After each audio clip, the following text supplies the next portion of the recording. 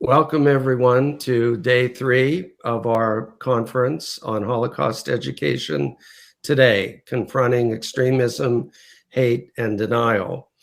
I'm Dr. Jim Paharic, the director of our National Catholic Center for Holocaust Education, and I'm happy to welcome all of you to our program this morning. Before we begin, just a quick reminder that we also have a session scheduled for 3 p.m. I'm really looking forward to that one. It's a session about the rise of ethnonationalism in Europe in the interwar period. So that will be at 3. And then at 7 p.m., it's November 9th today, and it's the day when we commemorate Kristallnacht, that day in 1938, November 9th, when the Holocaust began. So we will have a service that will be live streamed at 7 p.m. That will include a survivor testimony. So please join us for that as well. And now I turn it over to my colleague, Dr. John Spurlock, in our history department at Seton Hill, to offer the introductions. Thank you, Dr. Paharic. I am John Spurlock, Professor of History Emeritus, Seton Hill University. To our session on fascism and myth. I'm very pleased to introduce today's panelists. Dr. Eric Kurlander is the William R. Kenan Jr. Professor of History at Stetson University. He is the author of several books on modern Germany and the Third Reich. His most recent book is Hitler's Monsters, A Supernatural History of the Third Reich. For those of you who think you understand the intellectual roots of Nazism, I have just 3 words for you: world ice theory. If you're not familiar with this theory of Earth's development, then I urge you to make a study of Dr. Kurlander's book as soon as you can. Dr. Adam Enders is an assistant professor of political science at the University of Louisville, where he studies the political psychology of conspiracy theories and misinformation, the measurement of racial prejudice, and mass polarization. He has published on the QAnon movement and on conspiracies related to the current pandemic. In addition to his academic publications, Dr. Enders' work has appeared in the Atlantic Monthly and the Washington Post. Like Dr. Kurlander, Dr. Enders brings much needed research and analysis to the esoteric wisdom and magical thinking of a political movement not prone to systematic thinking. After our panelists present, we will have time for questions and what I'm sure will be a lively discussion. During the presentation, please place your questions in the chat box. After the presentations, we will work through the questions as efficiently as possible. I'll turn it over to Dr. Kurlander. Thank you so much for the introduction. It's exciting to get to talk about our research in a kind of very contemporary frame, right? The goal of this conference is to think about the ways we can learn from the past and not repeat certain patterns in the present. And my colleague, Dr. Enders, is obviously going to talk about the 21st century, but I'm going to talk a little bit about a case study of some of these patterns in the 1920s and 30s. Based on some of the material in my last book. See the title there. I didn't use the concept of political mythology in the book per se, but it is a relatively obscure topic in political science, the concept of political mythology and also history. And I think it applies to the panel, which is about myth. So I'm taking a slightly different angle on my research, and I'm going to call this the political mythology of Nazism, a warning from history. And I'd like to begin with a quote from a journalist from 1932, a liberal journalist named Rudolph. We'll return to him a bit later. But he observed in 1932, which again was about 6 months before Hitler was appointed as Chancellor of the Weimar Republic, right, which is really seen as the beginning of the Third Reich. And he said, Politics was, quote, an eternal struggle between rationality and the miraculous. When rationality comes under pressure in crisis, its weapons are suddenly mute. It is eaten by doubt. It emigrates or is restricted. It was the unfortunate our times, Olden continued, that in the realm of politics, the predominance of the miraculous forces out everyone that wants to think rationally. I'm sure many of you will find this familiar. Decisive and irrefutable in understanding the rise of Nazism, Olden pointed out, is that our people have turned away from rationality and openly declared themselves for miracles. Okay. Kevin, could we go to the next slide?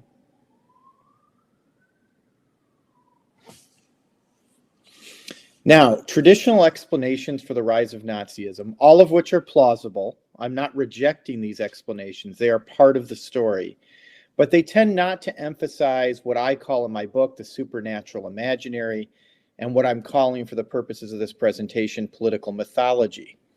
Instead, they tend to focus on three kind of schools of thought regarding the rise of Nazism. One of them, which we might call the Marxist argument, is that the capitalist middle classes, whether liberal or conservative, for a Marxist, middle class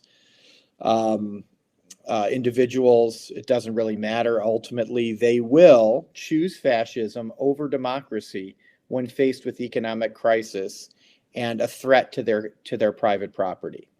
So sure, liberals and conservatives seem to argue, when times are good, and the liberals seem a little more proactive and progressive. But when push comes to shove, this argument says, wake of hyperinflation, Great Depression, a lost war, anyone supporting liberals or conservatives is going to run into the arms of the fascists in order to protect their interests against the left. Okay, that's one explanation that's out there. Maybe that's come up in other panels. The liberal argument for the rise of fascism, and this obviously applies to Nazism, is that conservative elites embraced Nazism in order to undermine liberal democratic institutions and values they could not topple on their own. So conservative parties traditionally in Germany never got more than 10, 15, 20% of the vote. But frustrated by republicanism, civil rights, liberalism, feminism, and then finally the Great Depression, which they blamed on all of those liberal and left-wing ideas, they saw the Nazis as a kind of vehicle for getting rid of democracy and replacing it with authoritarianism, right-wing authoritarianism. Of course, once they put the Nazis in power, helped them come to power, Hitler had much more revolutionary and aggressive ideas about race and space. But this argument says conservative elites are always plotting to overthrow liberal democracy, and that's why liberal institutions and liberal values are so important. The third and probably most common argument these days is that no democracy could survive the combination of crises that Germany faced between 1918 and 1932. So a lost war, a terrible, terrible lost war. The Versailles Treaty, which really wasn't fair when you look at it.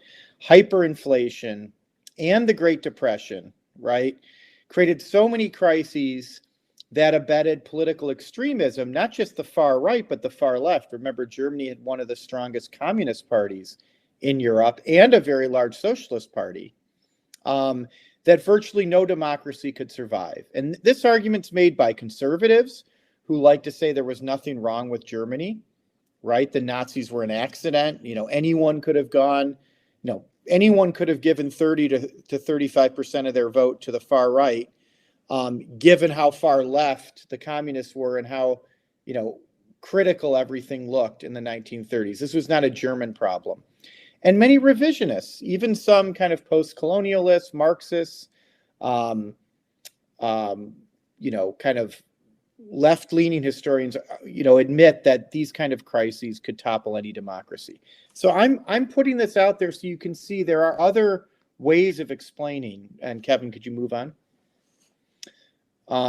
Nevertheless, many contemporaries not just on the left, but also on the right. And you see a few of them here. Lothar Eisner, a famous left-wing film critic, Theodor Adorno, a philosopher and sociologist associated with the Frankfurt School, Hermann Rauschning, a Nazi who later left the party, a conservative and then a Nazi, and Alfred Rosenberg, who I'll read the quote. Rosenberg, who was a Nazi leader, said, "The success of National Socialism, the unique appearance of the Führer, has no precedent in German history. The consequence is that many Germans, due to their proclivity for the romantic and the mystical, indeed the occult, came to understand the success of National Socialism in this fashion." Now, he uses a passive voice because Rosenberg didn't want Nazism to be associated with political mythology, mysticism, the romantic. He claimed it was about racial science and biology, but he did acknowledge, as many on the left acknowledged, and as some conservatives did, that Nazism really drew on a kind of neo-romantic, esoteric, pagan religious ideology, which I am calling political mythology for the purposes of this talk. Can we go to the next slide? Now, I'm not the first historian to note these influences on the Third Reich. We have Fritz Stern and Georg Mosse, two of the great German Jewish historians. They both fled Germany in the 20s and 30s and came to America and became really important historians of Central Europe. And according to Mosse, he wrote this in the 60s, the irrationalist philosophies of the late 19th and early 20th centuries, including occultism, helped to clear a path for Hitler's rise to power and grounded his barbarous campaign to create a racially pure and powerful Germany. So this argument has been out there. But in the last couple decades, many historians who are maybe uncomfortable with linking irrationality or religion or esoteric and mythological thinking with the far right, have argued that there's nothing inherently proto-fascist or illiberal about esoteric, romantic, or anti-materialist thinking. Indeed, such ideas are compatible with progressive modernity, and the Nazis often persecuted such thinking. And I gave a couple examples of historians who have made that case. Can we move on? Nevertheless, what my research shows, and I'll go over some of the examples in the, I guess, about 10 to 15 minutes I have left, basically 2 points, right? One is that no mass political movement drew as consciously or consistently on occultism and border science, that is unverifiable science that we might link to esotericism, right? Like world ice theory, John mentioned, on pagan, New Age, and Eastern religions, on folklore and mythology, what I call the supernatural imaginary, to attract a generation of German men and women seeking new spiritualities and novel explanations of the world that stood somewhere between natural scientific verifiability and the shop-worn truths of traditional religion. So the Nazis were not a traditionally Christian party either.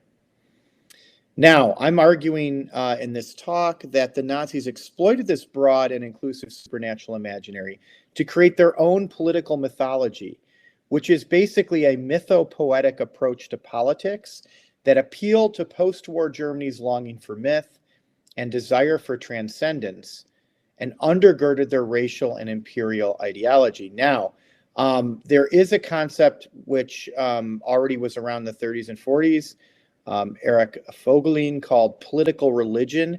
I'm differentiating political mythology from that because political religion argues that the Nazis and other authoritarian movements substituted their political ideology, their parades, their liturgy, so to speak, for actual religion, right?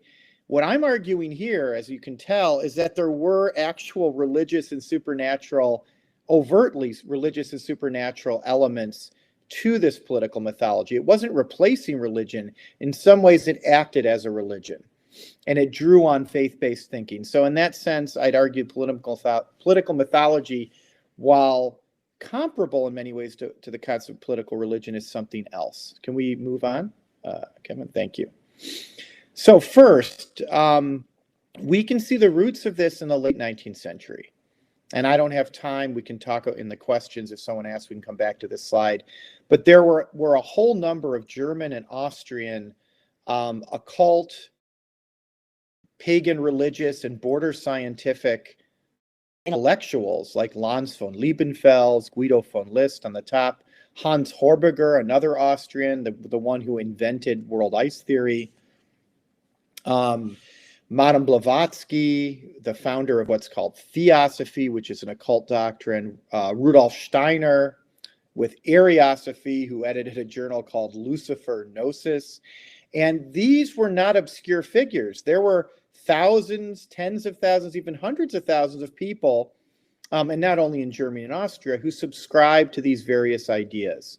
And to give you the sense of where this is mythological, but also political, there's a quote from Heinrich Heine, the German Jewish poet, that Lanz von Liebenfels loved to cite, not negatively, but positively. And you see it here. When once the taming talisman of the cross breaks into the savagery of the old fighters, the senseless berserker fury of which the northern poets sing will gush up anew. The old stone gods will rise from the silent runes, and Thor with his giant's hammer will at last spring up and shatter to bits the Gothic cathedrals.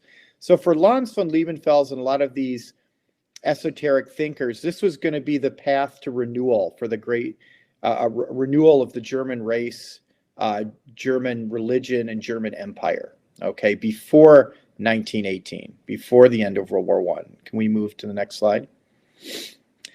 So what does that have to do with Nazism? Well, between 1912, a couple years before World War I, and 1924, many of the individuals who would either found what was called the Thule Society, which was an esoteric group based on Nordic mythology and the occult, or the people who would later join it, who ended up being Nazi leaders themselves, were all coalescing in Munich in this period, including Hitler, who showed up there in 1913, I believe, just before the outbreak of war, and joined the German army because he didn't want to join the Austrian army.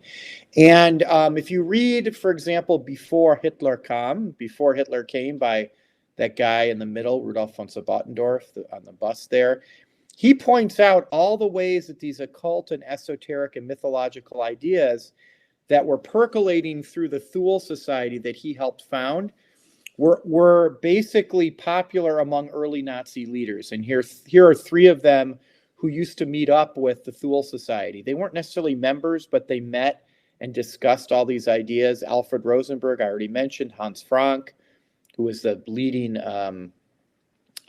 basically the leading legal mind in the Third Reich. He ended up running Poland during the war. Rudolf Hess, the deputy Führer, Hitler's second in command in the party. They were all around there kind of imbibing these ideas. Okay, can we move on?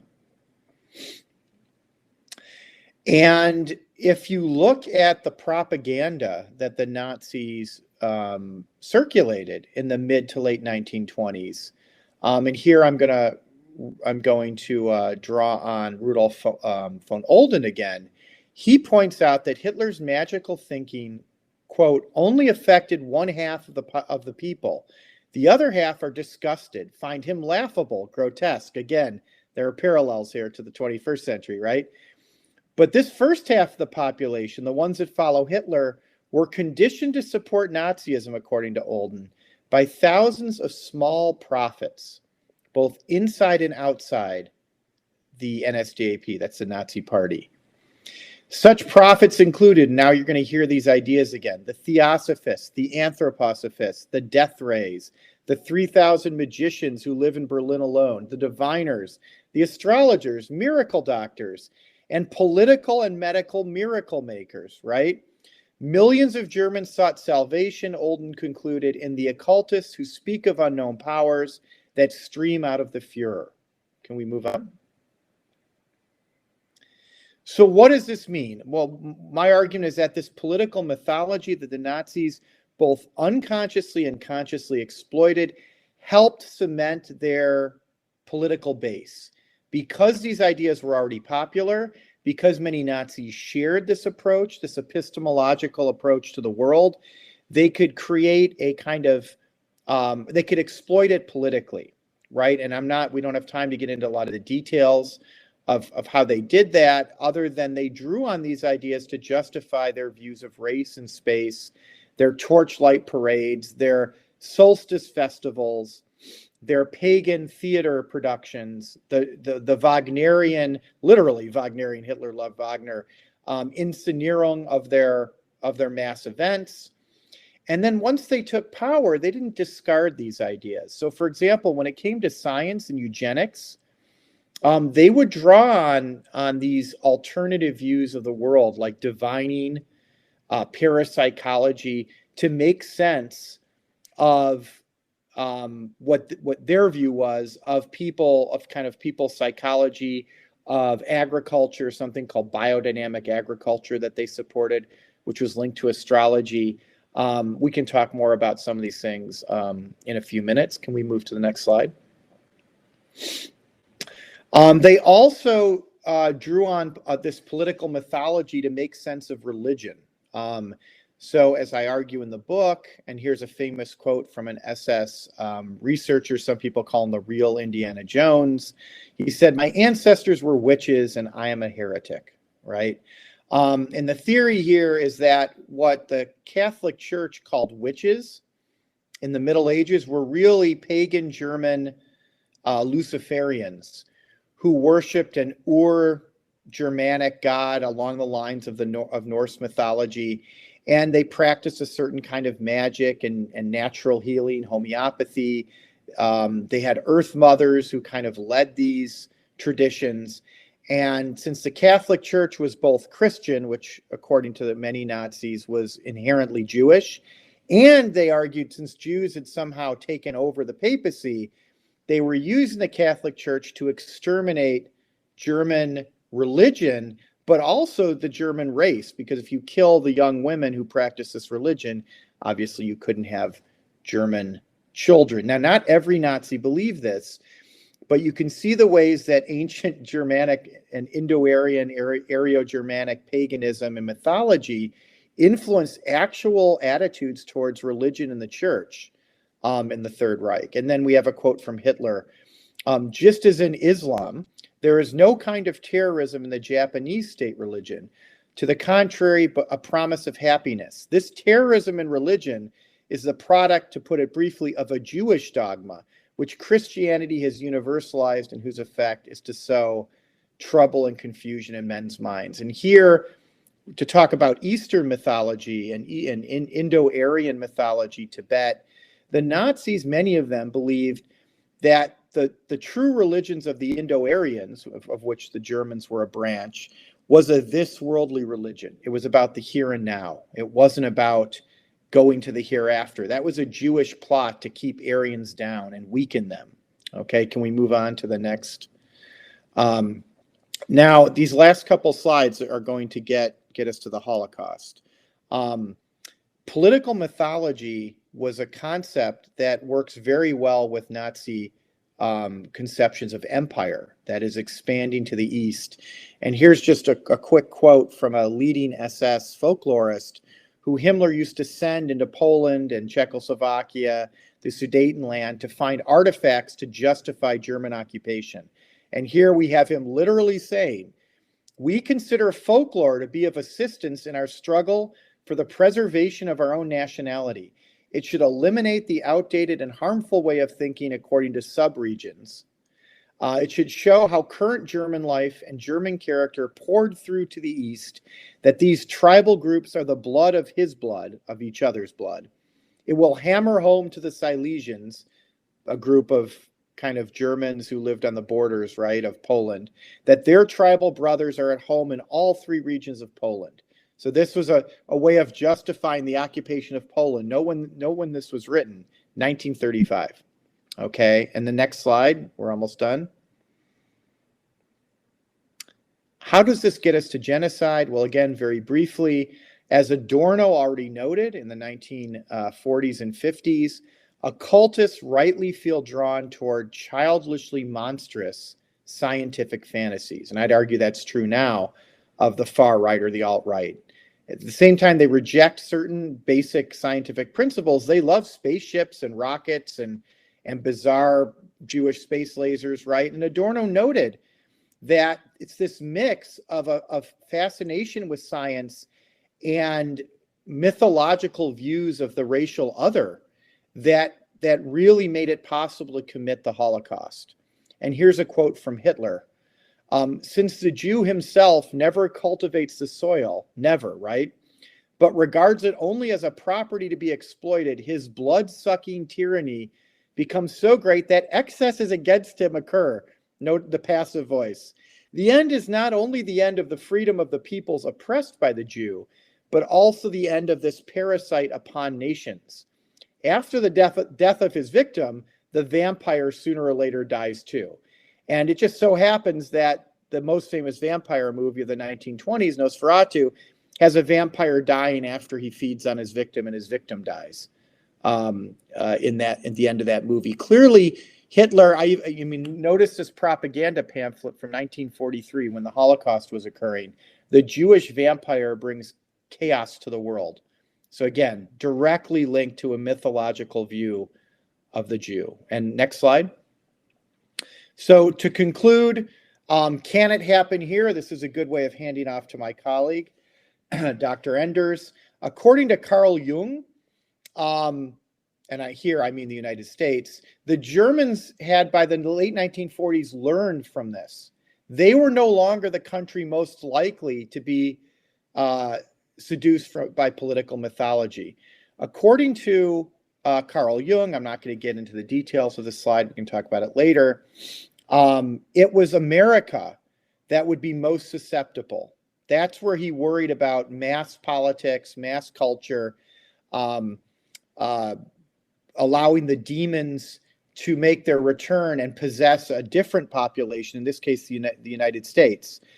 And I just want to end with an article that actually uses the concept of political mythology from October 2020, it's barely a year ago, which refers to Donald Trump's political mythology, which the author defines as his attempt to reverse a, quote, feared path to secular socialism, unquote, and the assertion that, quote, reality is subject to his will and personality.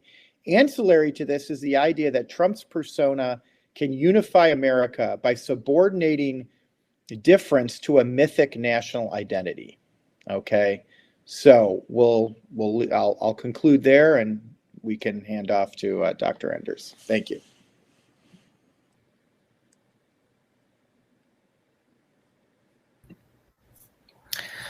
Okay, thanks. Thanks to Dr. Spurlock for the wonderful introduction, and thanks to Professor Kurlander for a really interesting presentation that I think is going to end up fitting really well with what I've got to say. So, I am. Unlike probably most presenters at the conference this year, I am not a historian or really a scholar of religion, but I am a political psychologist. So I sort of fuse political science with psychology. And I'm primarily interested in the psychology of conspiracy beliefs. So who believes these things and why, and then what do they have? So what I'm going to talk about today is conspiracy beliefs over time. This question of, have we become more conspiratorial as a society, which is maybe a little bit divorced from the topic of the Holocaust and some of the other, sort of obvious stated goals of the NCCHE.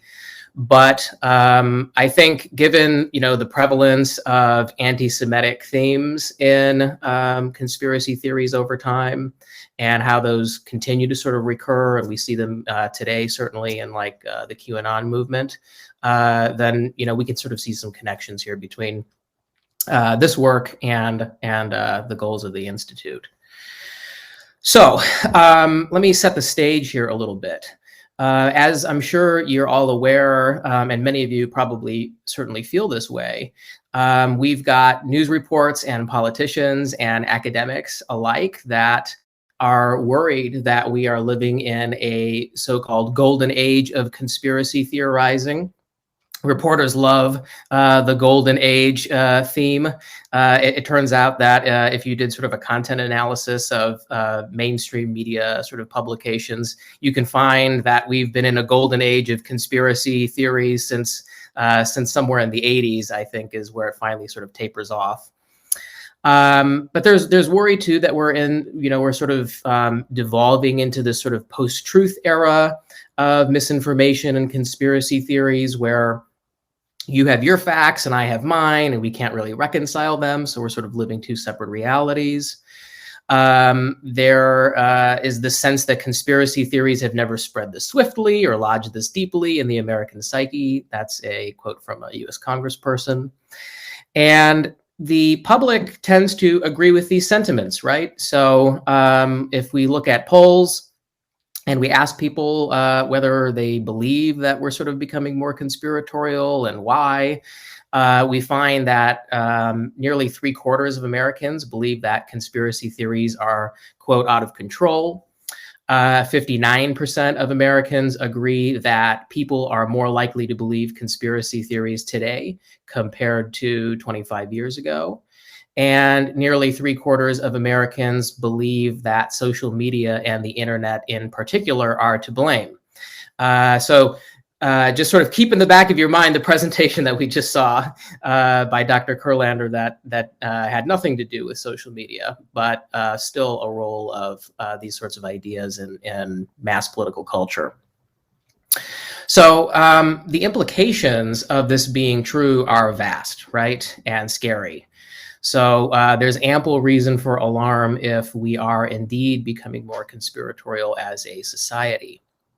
So just to give a little bit of a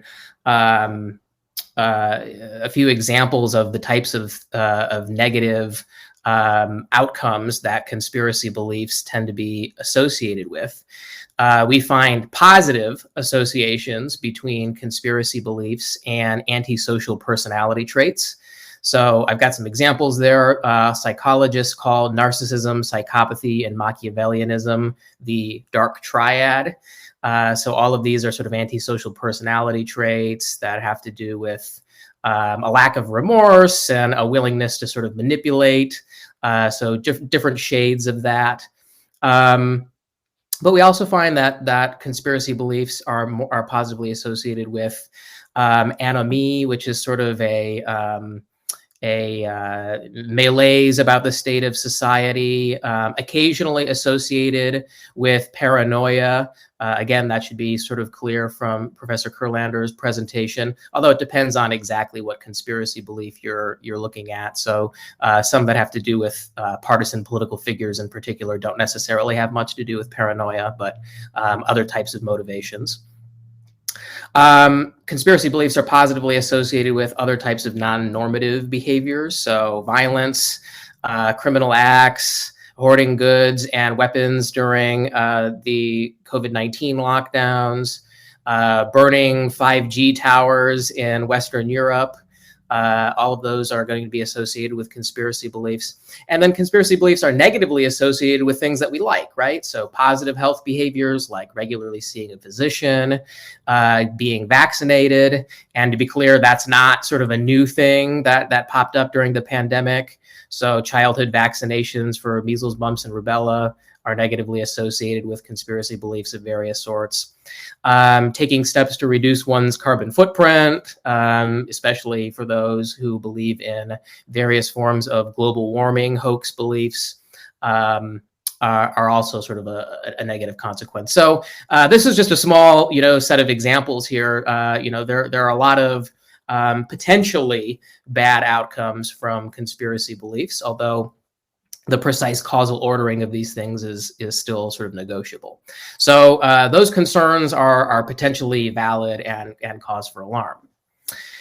The rub here is that despite these popular claims, and this should hopefully baffle you as much as it baffles me as somebody who has been doing this work for some time now, no one has really generated evidence that conspiracy beliefs are on the rise. So we have the sense that they are. We see certainly lots of reporting about conspiracy beliefs, especially last year during the pandemic. Tons of reporting in the US on QAnon, especially after several QAnon candidates won their primaries and eventually their elections.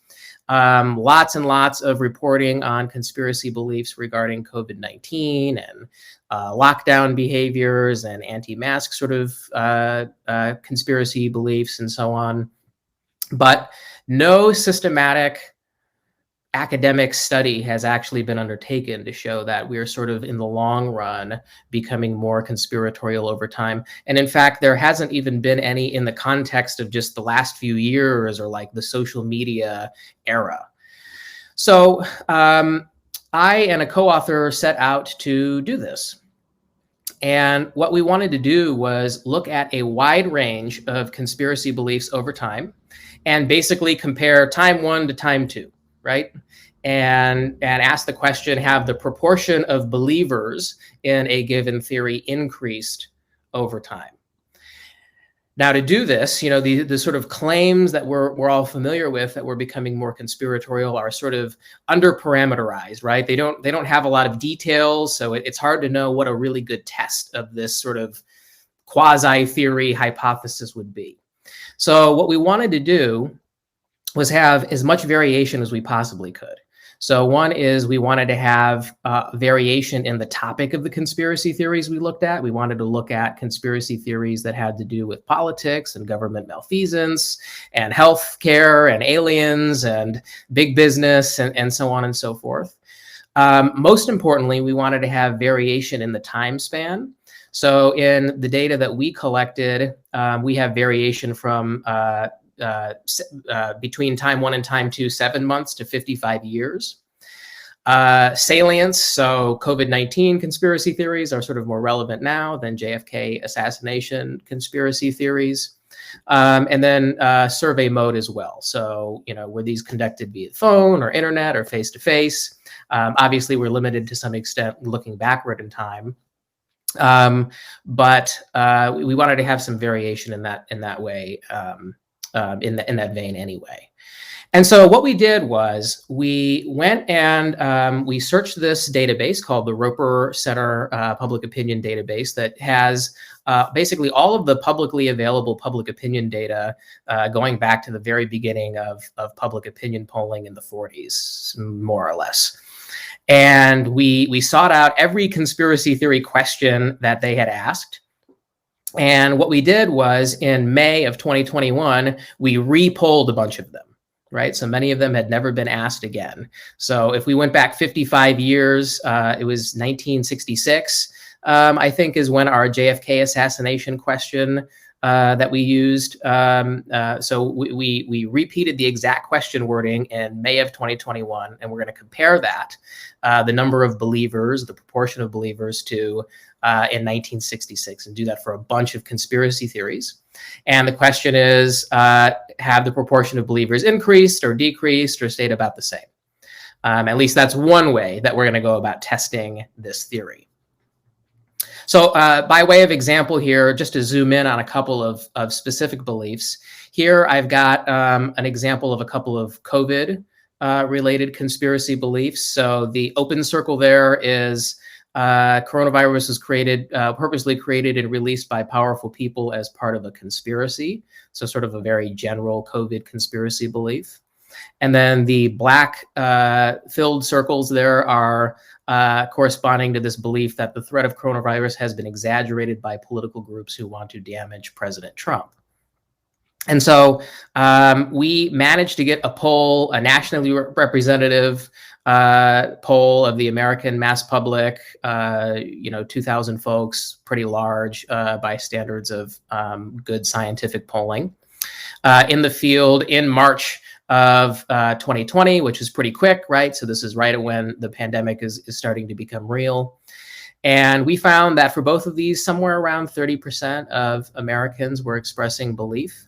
And when we repolled in June, and then in October, at least for the threat exaggerated belief, which no longer became relevant after the election, and then again in May for the spread on purpose belief, we didn't really find much change in these over time. So they weren't exactly going down, but they weren't going up either.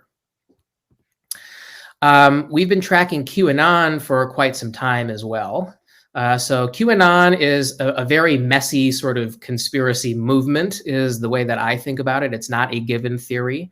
The only sort of specific facet of QAnon that sort of unites everybody in that movement is that at some point there was this national security official who went by the pseudonym Q, posting on 4chan, which then became 8chan and 8kun, about Donald Trump's battle with the deep state.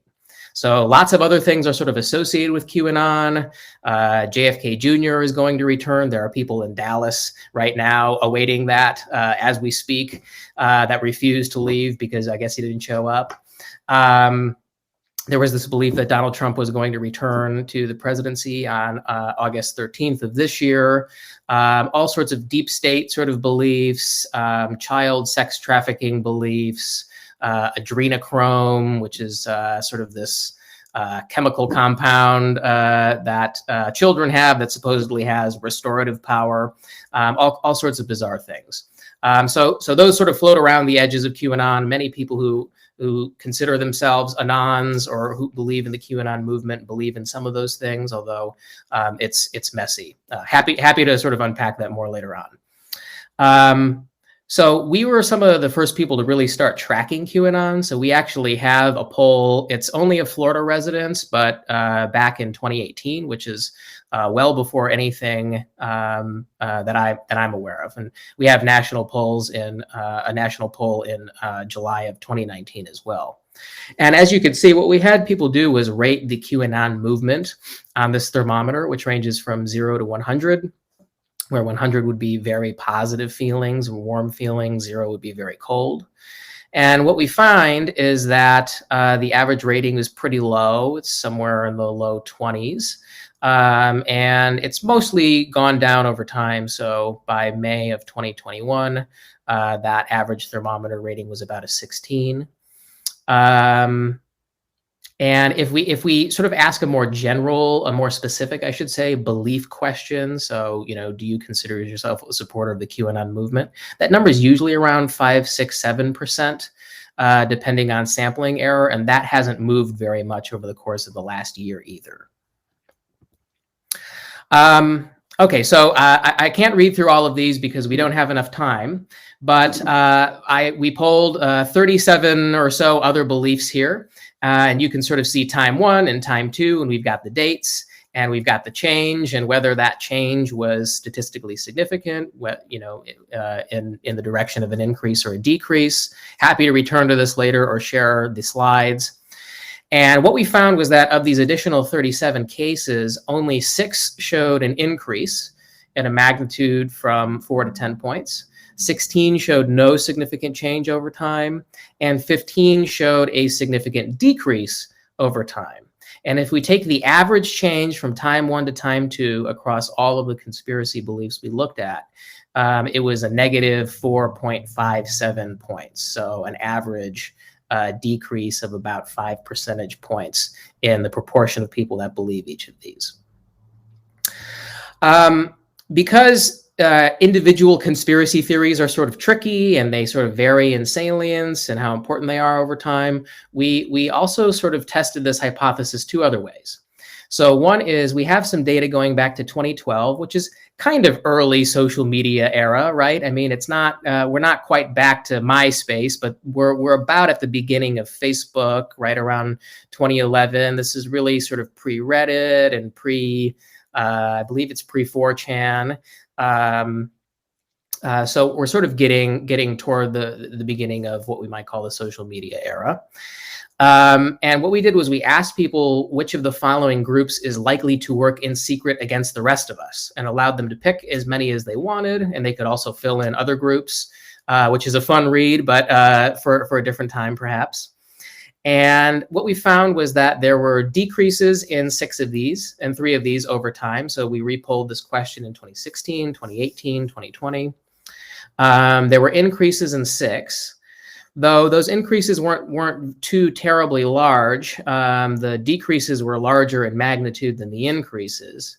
And if we tallied up the number of groups that people picked, the average number was exactly identical between 2012 and 2020. So sort of a mixed bag, but I think on average, this is showing not a lot of change over time in who people perceive the conspirators to be. And then finally, we looked at a strategy that political psychologists like myself have developed for tapping into what we call conspiratorial thinking, which is this general predisposition to interpret the things that are going on around us as the product of real world conspiracies. So just like other predispositions or personality traits, it's a continuum, and some people are high, and some people are low. A lot of people are somewhere in the middle. And we've got that going back to 2012 as well.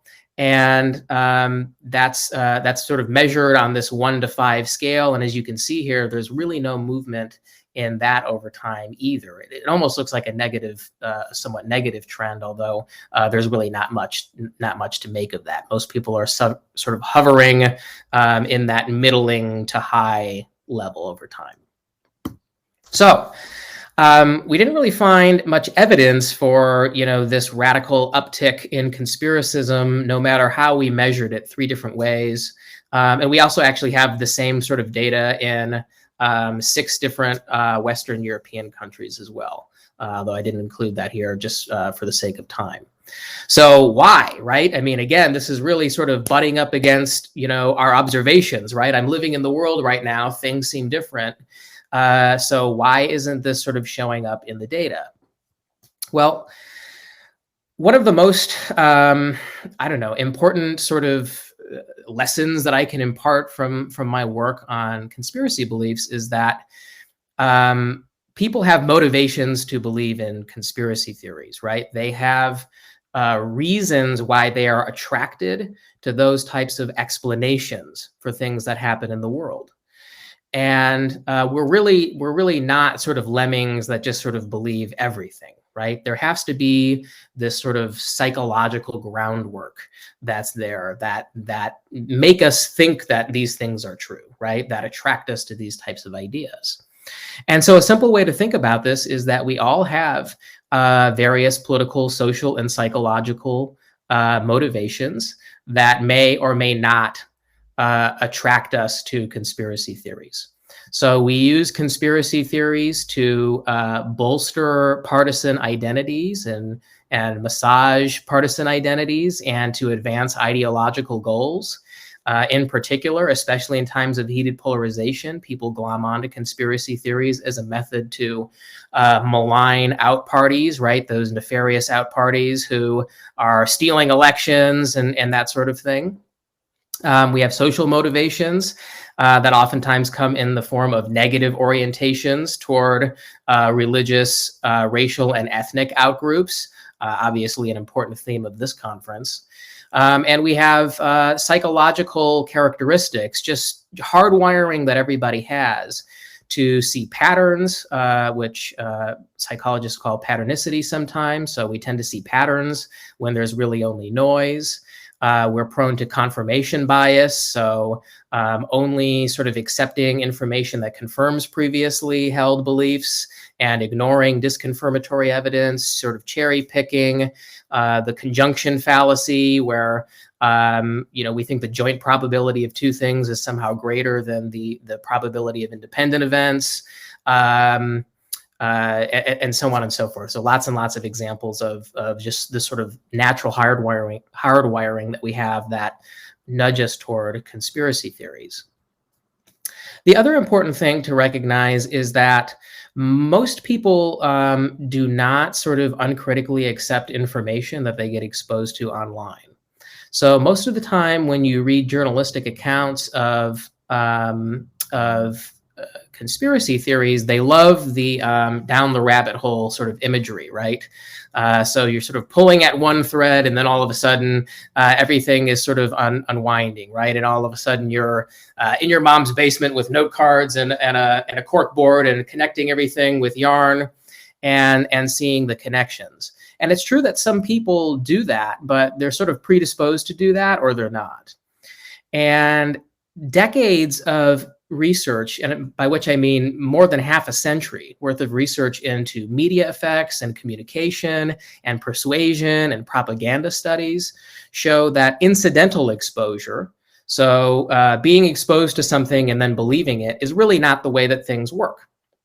Instead, we are much more prone to selective exposure and to selectively ignore information that is incongruent with our previously held beliefs.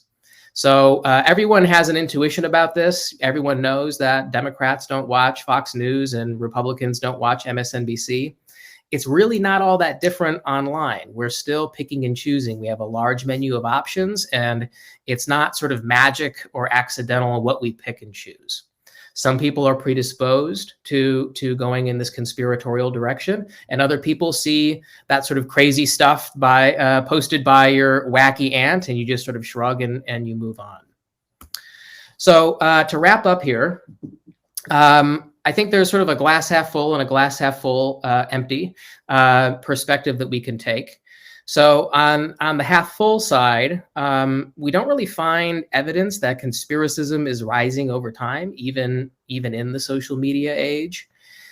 So that's a good thing, I suppose. And I think that to the extent, speaking as sort of a political scientist and somebody who studies public opinion, to the extent that things feel different in American political culture today, it has a lot to do with these top-down forces.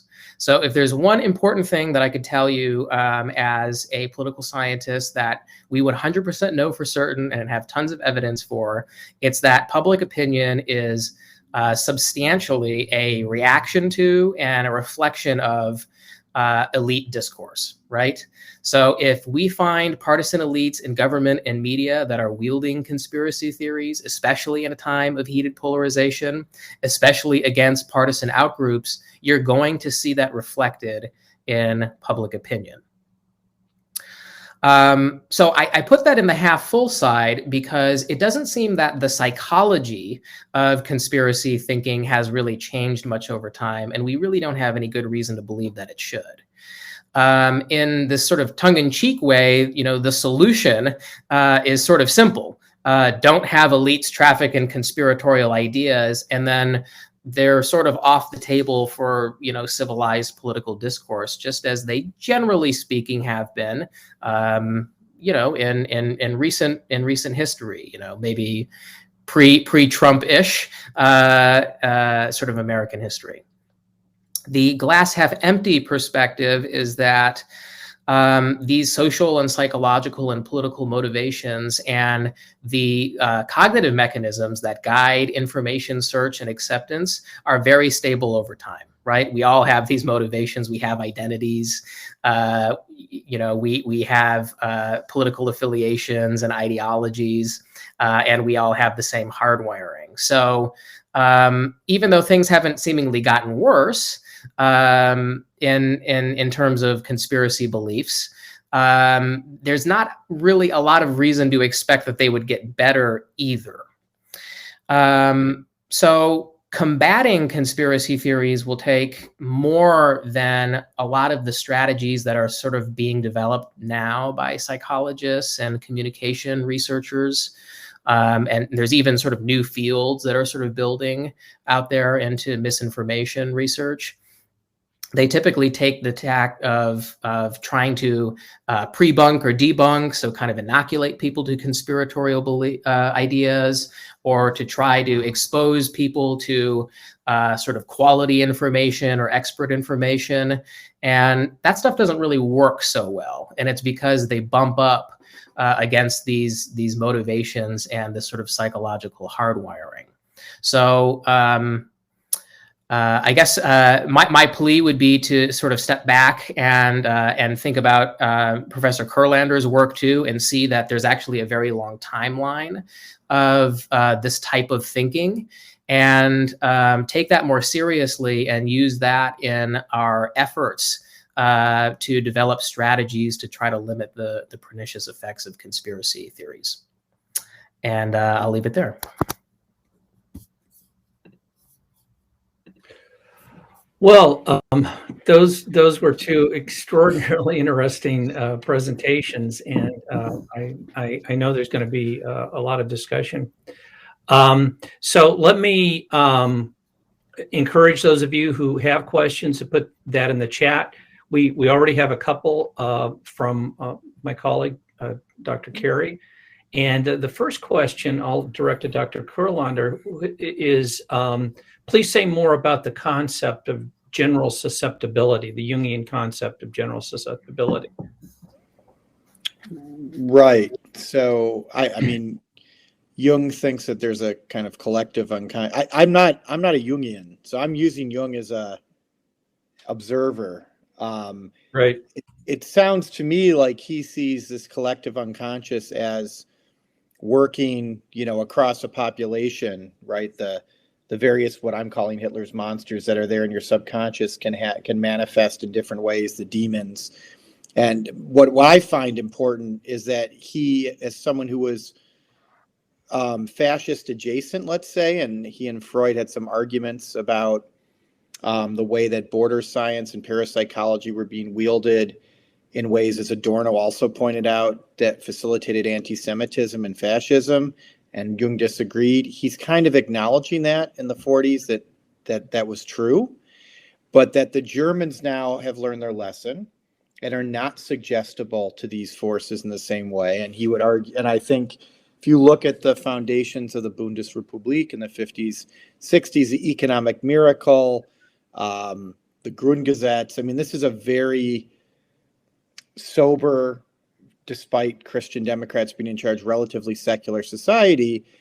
And I think whether it's Jung or Adorno, who's writing about the stars down to earth, about the Los Angeles Times astrology column, they're seeing America, because it viewed itself as exceptional and immune to this kind of general suggestibility, as the place where it's more, where these kind of demons could find purchase, right? So that's the point Jung's making, and that's the argument that I think Adorno, who obviously was not a huge fan of Jung, was more of a Freudian, if anything, we're both observing in the 40s and 50s that America might be the place to look for what the American historians, political scientists would call the paranoid style, or what have you. I don't know if that answers your question, but yeah. Well, it certainly gives us much more insight into that that conceptual framework. A couple of questions have come through for Dr. Enders, and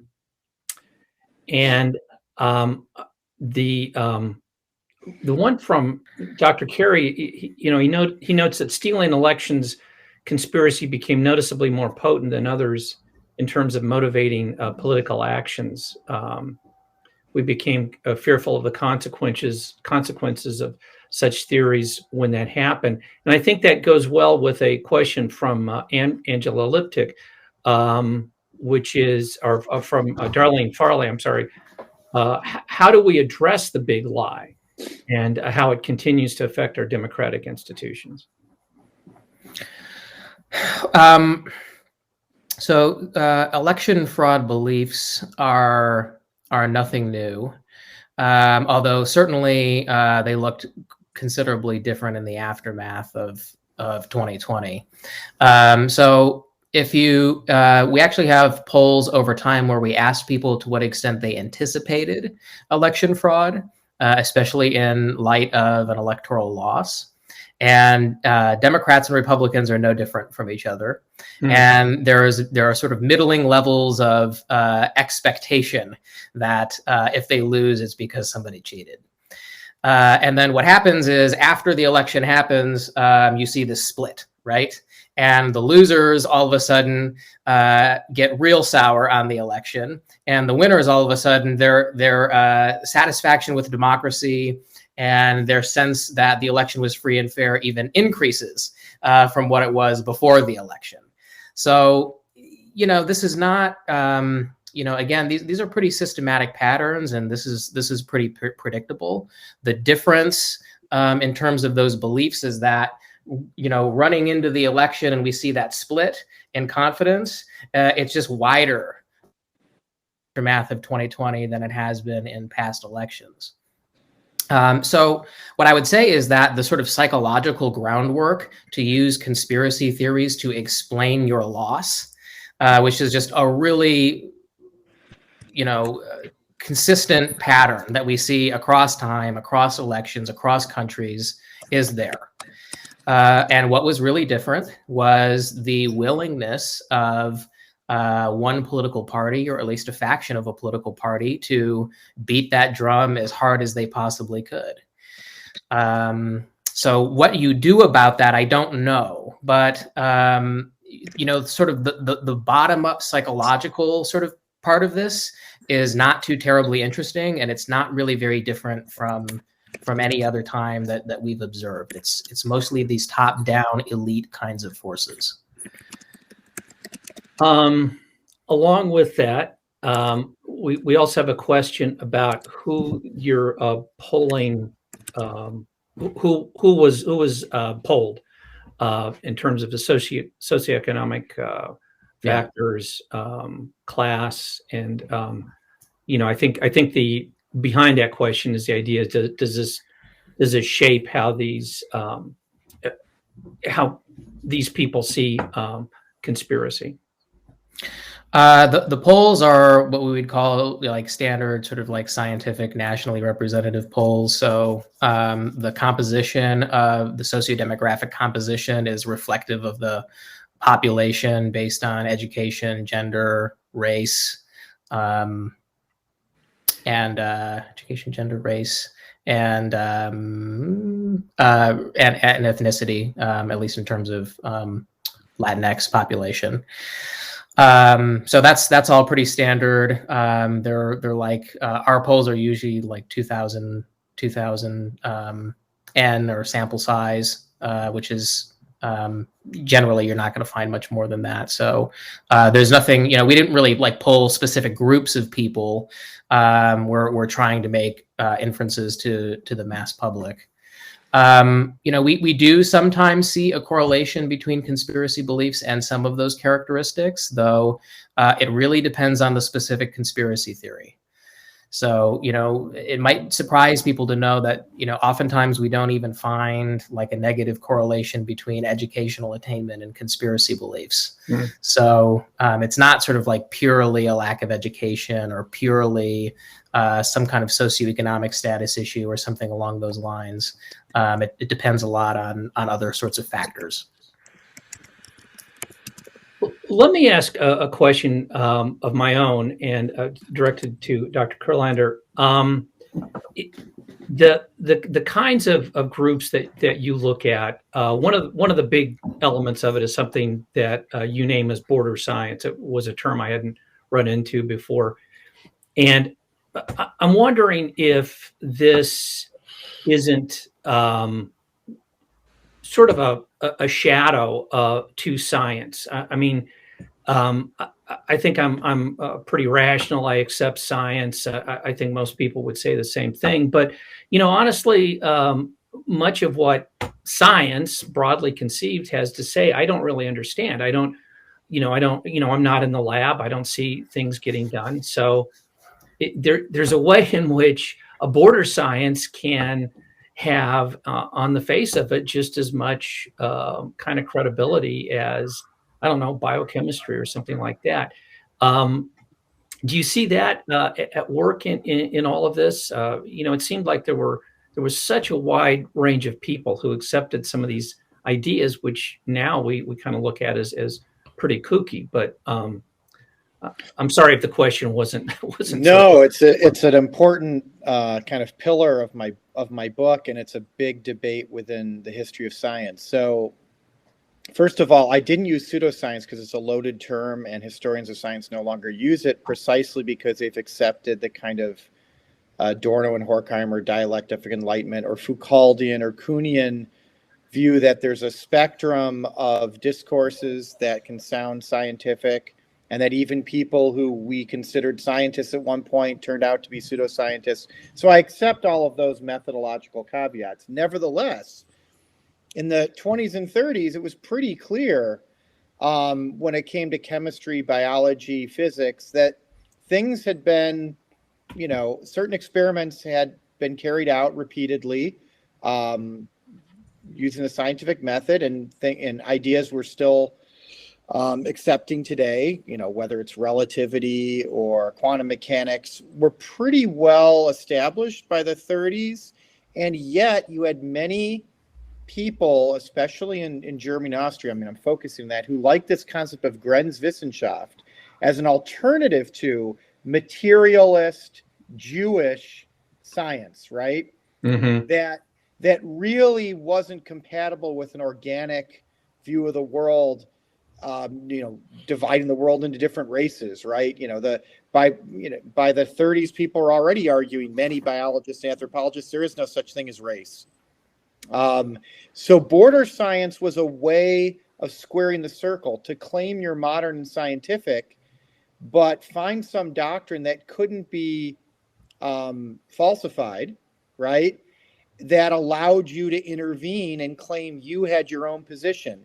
And so in this sense, this is where I guess my postmodernism ends. It wasn't that people couldn't already tell the difference between acceptable, reproducible, peer-reviewed natural science in the 30s and some of these border sciences. The chasm was so wide, right? It was an instrumental faith-based way to get away with radical forms of eugenics, empire, racial subjugation, right? Not much different than the epistemology that undergirded religion. And yet people who were religious would admit it was faith. So this allowed people to intervene qua science, claiming two things. One, Grenzwissenschaft was both on the borders of accepted science. That's one meaning that the Grenzwissenschaftler like to point out. So these are things that we admit materialist modern scientists in their ivory towers aren't yet ready to experiment with, but they should be. And unseen forces that they haven't found yet, but by using parapsychology or divining rods or astrology or cosmobiology, these border scientists would be able to find and manipulate these forces, right? So it's not the same thing as pseudoscience. And I don't think it's as confusing as Kuhnians or Foucauldians would like to say it was. And one other point I'd like to make about this. It's interesting how many people on the left right now are very quick to criticize those who reject modern science, and at the same time try to rescue the border scientists from the condescension of posterity, when many of their ideas were just as implausible 100 years ago. Right? Science does matter. It's not perfect, but there's better and worse science. Let's put it that way. Yeah. Hey, John, I'd like to jump in here if I can. You're the boss. Yeah, no, that's fine. Yes, I have a question for both of our speakers today, and that is, if we can say then that there's a certain percentage of the personality who will be, of the public, who will be susceptible to conspiracy thinking and have the kinds of personalities that incline them in that direction. Can we also say that we're in an unusual kind of time in that, like in the 1930s, we have political elites who are promoting these conspiracies. So it's one thing to be just susceptible and to find, theories about aliens or something on your own. It's another thing to hear your political leaders and media figures spouting these conspiracies, right? So isn't that what's unique about the time we're in right now? or maybe not unique, but distinctive at least. Adam, go ahead. I have my own thoughts on this, but go ahead. Yeah, I think that's exactly right. Again, to me, the unique part is really those top-down forces. It's the elite-driven, political discourse, and to the extent that I think social media plays a role in this. It's I think more in shining a light on what people believe than it is sort of changing what they believe. So it's a window into personality that we didn't have before, where, if you were interested in, Area 51 cover-ups, you had to subscribe to a zine in the 1980s, right? And there was, some small group of people that did that, but you weren't so connected. And it took some additional effort on your part, and it's not something that people saw, right? It's something that you grabbed from your mailbox and ran inside with. Whereas social media, you can all see what everyone believes now. And so there's this tendency, I think, that people have to sort of just be utterly flabbergasted by the weird things that people believe, but it's not new. I think they were there. We're just sort of experiencing it and seeing this in a way that we hadn't in the past.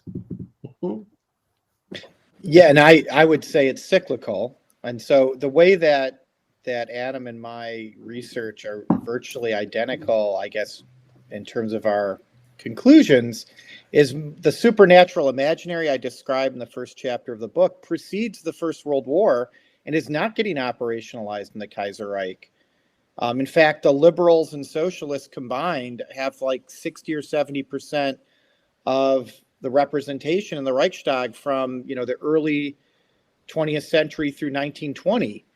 But those ideas are all there. That what I'm calling the supernatural imaginary. They get operationalized due to the crises. So I would argue two things, right? Adam's saying that it's up to elites to operationalize these. I would say it also is related to structural factors. If there's a crisis, the people who have these habits of mind are more likely to resort to them, as we saw in the 20s and 30s. And elites who want to appeal to those habits of mind are then more likely to make those appeals. So it's a two-way street. Mm-hmm. And I think we're seeing the identical patterns now. It's not that these conspiracy theories haven't been around. I mean, and I'm going well beyond conspiracy theories when I talk about the supernatural imaginary, but whatever aspect of supernatural thinking or border scientific thinking we're talking about, they've been there, but they don't get operationalized. And this parallels Peter Pultzer's argument about anti-Semitism. Everyone's like, well, when did the Germans become so anti-Semitic? He said these ideas about the Jews were there from the 1880s or 90s. Right. And they briefly manifested in the 1890s. It was worse in France, though, honestly. And then, went away. And then in the 20s, they get operationalized again. So the ideas are there. I like to say there's the fascist third, right? A third of all modern industrialized societies are basically fascists.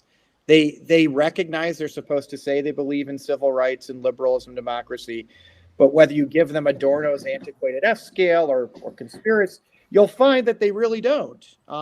Maybe it's more than a third, but it's about a third who tend to vote explicitly for it. But there needs to be a conflation of operationalizing from structural factors below and also elites above for that to happen, right? That's a great way to put it. I think that really helps to clarify the issue. Folks, I know we're at the end of our time, but and there are a couple more questions. But before we go, I would just like to pose one from Greta Stokes Tucker, who's a member of our advisory board at the center. And she asks, I think, a really interesting question. Can either of the speakers speak about conspiracy beliefs and their impact on and within religious and faith communities today in the United States? In other words, are religious communities maybe uniquely affected by conspiratorial thinking? And if so, to what extent? I have a response, but I'll let Adam go first again because I don't want to. Okay. I think I think there's not actually a ton of research on this, but we can probably speculate in some reasonable ways. There's been a lot of coverage of the role of QAnon in the evangelical community. Mhm. A lot of the psychological biases that I noted that underwrite conspiracy belief also underwrite religiosity. So the need for closure, a sense of seeing patterns, wanting there to be a plan, these sorts of things. So there are some of the psychological ingredients of conspiracy beliefs and some religious beliefs are shared. So that's part of it. And the other part of it is to the extent that religious communities have specific types of political and ideological goals in mind. You see the overlap again, right?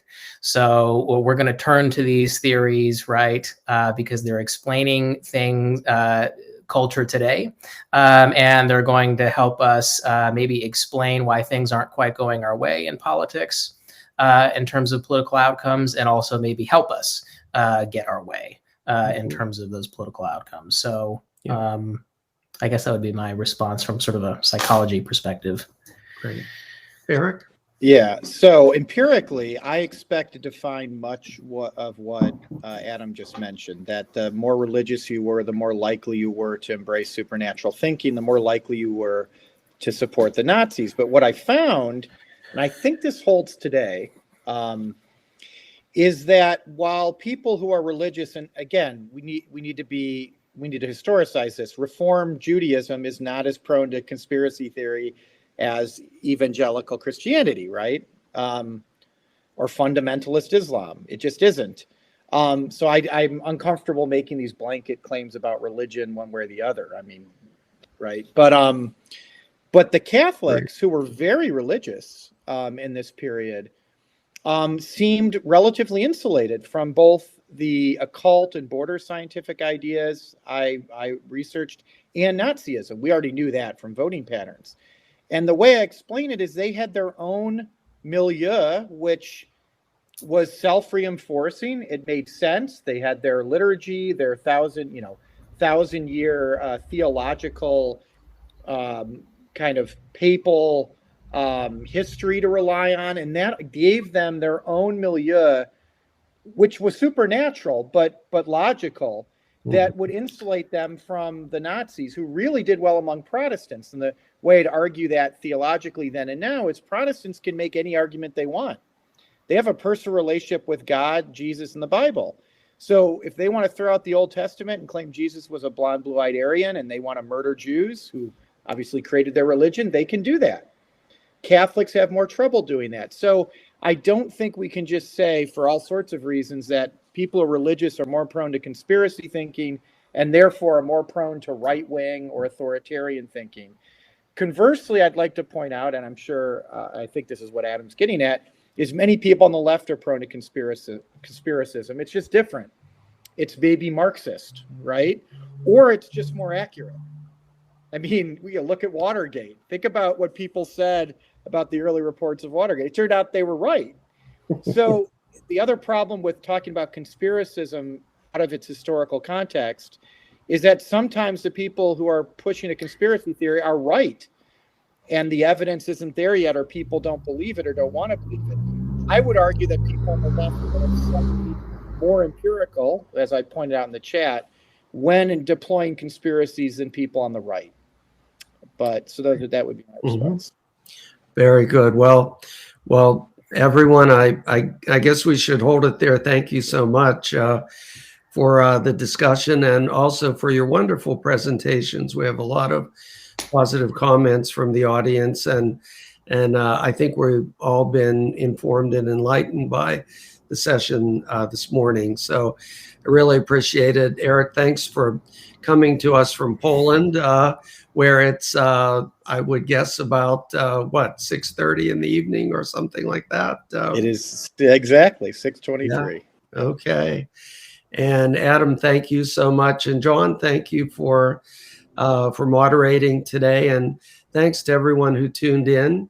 I look forward to seeing our conference attendees this afternoon at 3 p.m. And in the meantime, enjoy the rest of the day. I'll see you all this afternoon. Thanks so much. Thank you very much. Thank you.